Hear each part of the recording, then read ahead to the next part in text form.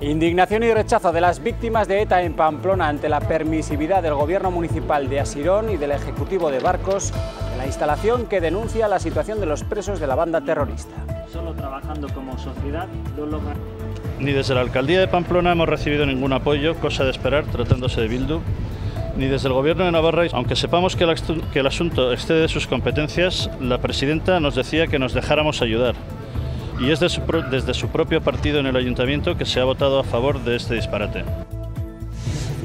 Este próximo año tenemos el objetivo claro de ver materializada una demanda histórica como es la de recuperar de manera definitiva la competencia de tráfico y seguridad vial.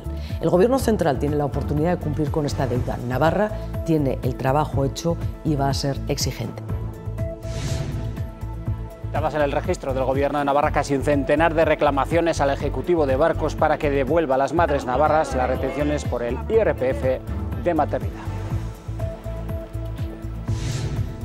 Y persecución de película en la autovía del norte. Policía Foral detiene tras una carrera a 200 km por hora a 2 personas sospechosas de varios robos en Alsasua. Llegan las compras para la segunda gran comilona de las Navidades, la de Nochevieja. Las grandes superficies se preparan para despedir el año con el marisco y las uvas como grandes protagonistas.